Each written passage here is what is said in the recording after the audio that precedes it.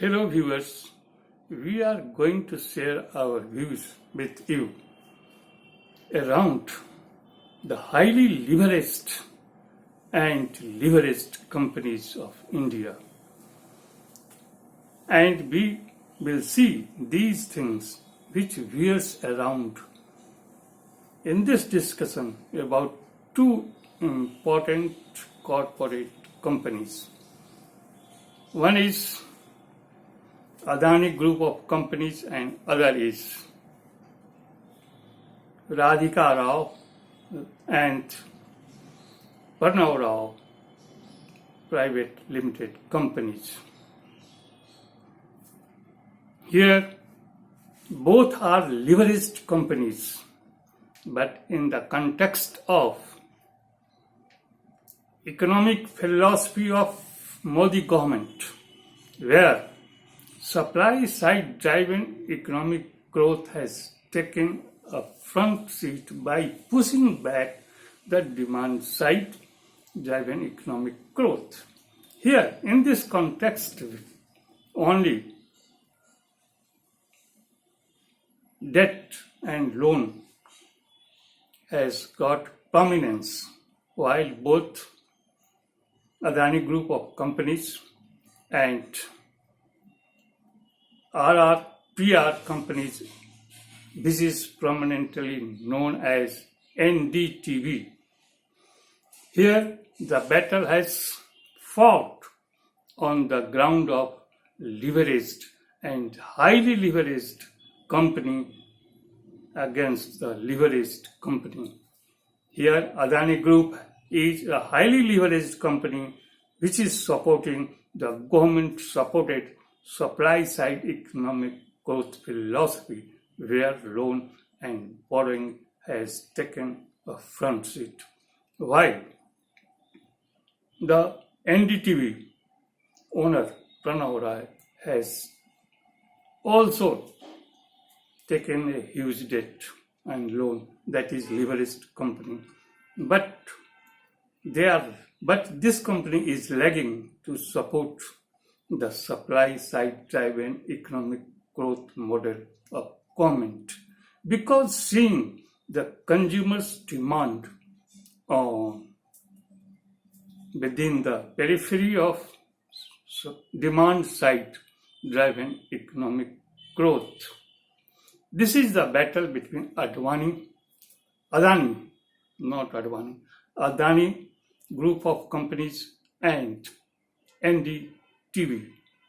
In this context, I would like to say that both are leveraged company, while Adani Group is excessively leveraged and NDTV is also leveraged.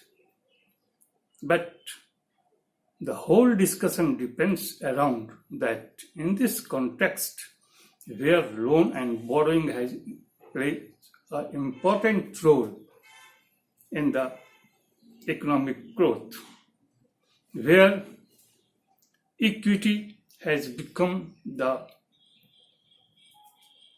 back player, while debt loan has become a debt capital for economic growth within the supply side driven economic growth. So equity role has become lowest one, where debt capital loan has become prominence. Here, the whole thing or whole debate depends upon its impact, leveraged companies' impact on borrowers, lenders, consumer demands, and GDP growth rate. We will see these leveraged companies' impact on these four things. Here we should start from the Adani group of companies, who has taken a share of NDTV around 30% by occupying the company of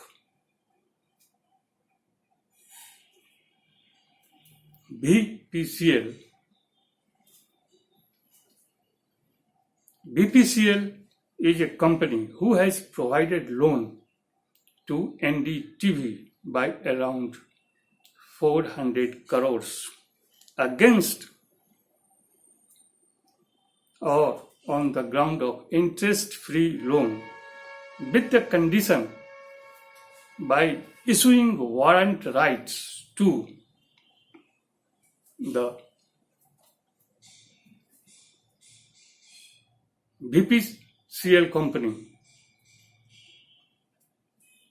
that if NDTV becomes unable to provide the loan which has been taken by BPCL, then 99.9% share should be gone in the favor of BPCL. Within this context, Adani Group comes later and acquires the company of BPCL. After acquiring the company of BPCL, the Adani Group has become a prominent player in the NDTV acquisition role, where near about 30% of the share has gone in favor of Adani groups of companies of NDTV owner, according to the warrant issued by NDTV owners to the BPCL. In this context, we see that Adani Group is one of the highest leveraged company of India, while NDTV is also leveraged but not highly leveraged. Adani Group of companies is one of the biggest highly leveraged company of India. And now we will see its impact on borrowers, lenders, GDP growth rate, and consumption demands. Here, the highest leveraged company of Adani Group of companies, which has borrowed huge debt capital from lenders, and out of this, the lender company are in a stress, while borrowers like Adani Group of company has become one of the biggest leveraged company. So its impact on lender is that lender asset liability ratio has become unfavorable for lenders, while the borrowers are gaining a lot through debt capital by reducing the equity capital. Thus, equity capital, which has been shown in the book of Adani Group of companies, is also leveraged one, which is founded on the basis of debt capital rather than equity capital. So equity capital of Adani Group of company is the weaker one, while the equity capital of NDTV equity capital is stronger than Adani Group of companies. In this context, we will see the asset and liabilities are not favoring the lenders, while equity side has become in a precarious condition, seeing the debt capital of a company. So the both lenders as well as borrowers book has become unfavorable in this present context. Here we see that so far as GDP growth is concerned, in GDP growth rate, consumption demand constitute around 60%. So, consumer demand is an important factor, while in the supply side driving growth economy, the equity capital has played a lesser role, while debt capital is started to take a bigger role in economic growth. So, in the context of GDP growth rate, the highly leveraged, excessively leveraged borrowers are playing a lead role, where profit is maximum, where some job is also increasing. But GDP growth rate relies upon the profit of these leveraged, highly leveraged company is unfavorable to the book of the Indian economy or book of the GDP growth rate, where highly indebted, highly debt-laden companies are providing some GDP growth rate which may crash any time if repayment of loan and its interest payments are not done at a proper time. This is the situation. While consumer demand is concerned, we have seen that 60% of consumption demand constitutes GDP growth rate, which is lacking in the supply side economic growth model, while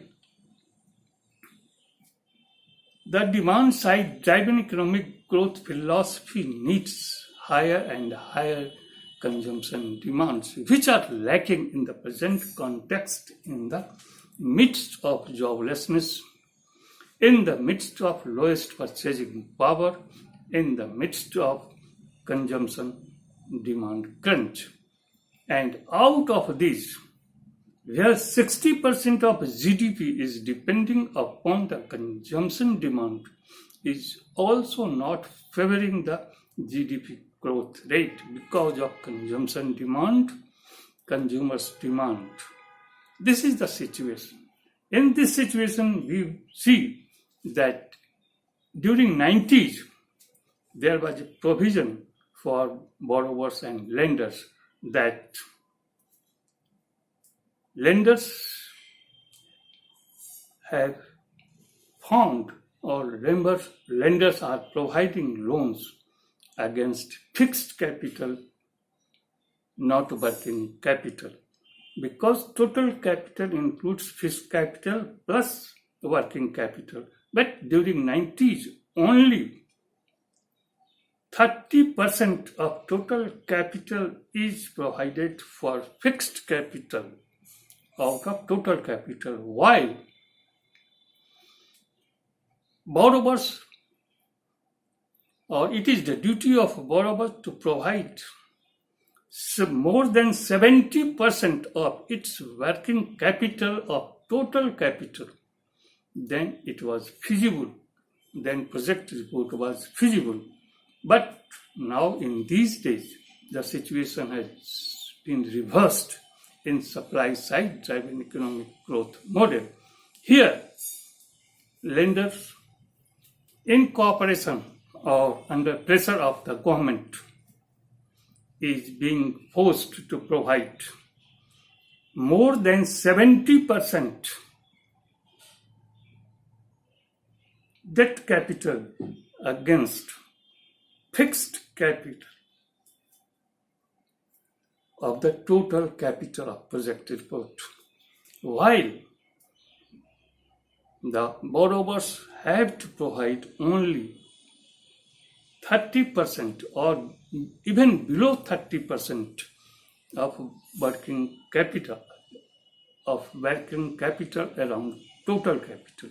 In this situation, the working capital has been provided in project report in an inflated way. That's why the working capital ratio has become around 10% in real term. So, lenders have to provide around 90 or 95% fixed capital out of total capital in these days.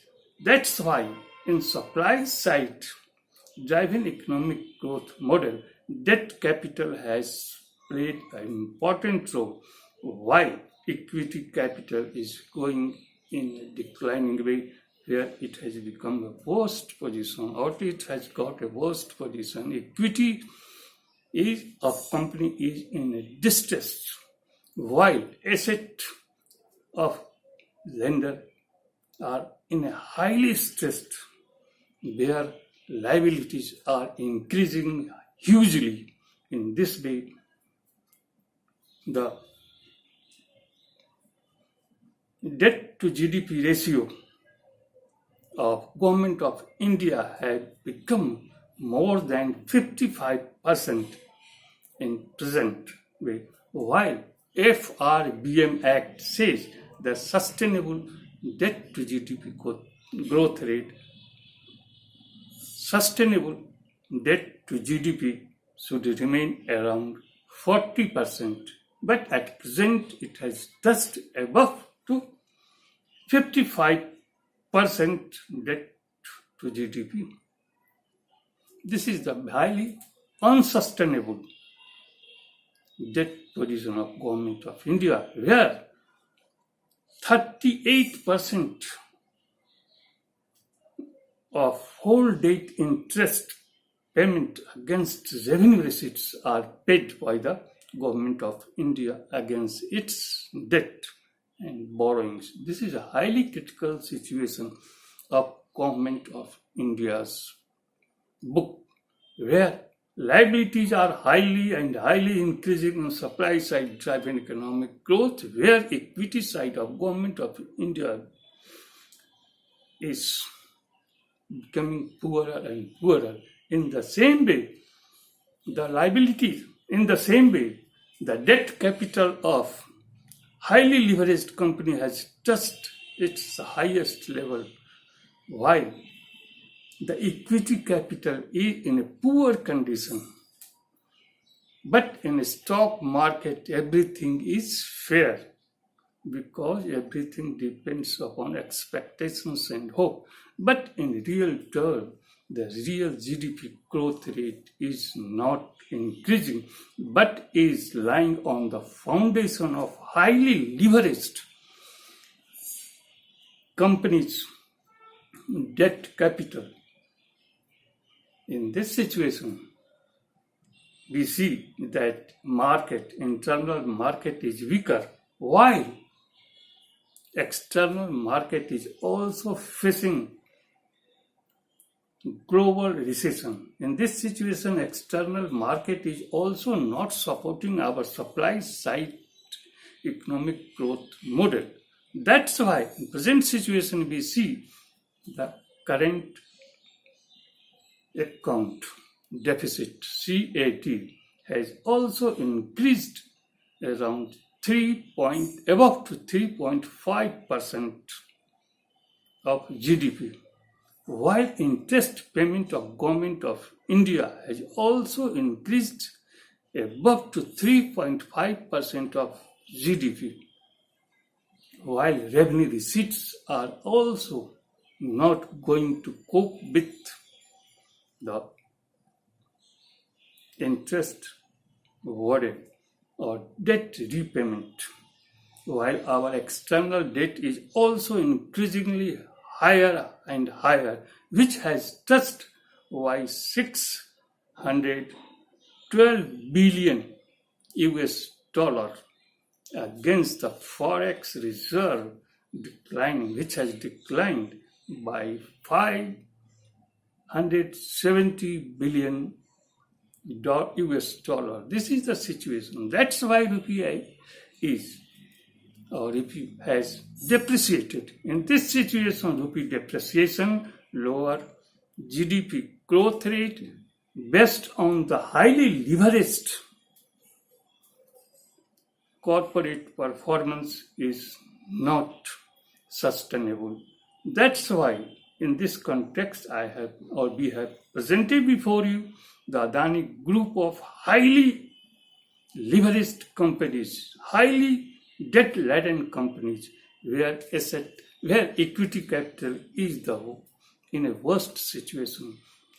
Here, Adani Group is expecting that the demand will increase, but in lack of joblessness and consumption demand crunch, it is not matching to the Adani's group of expectation for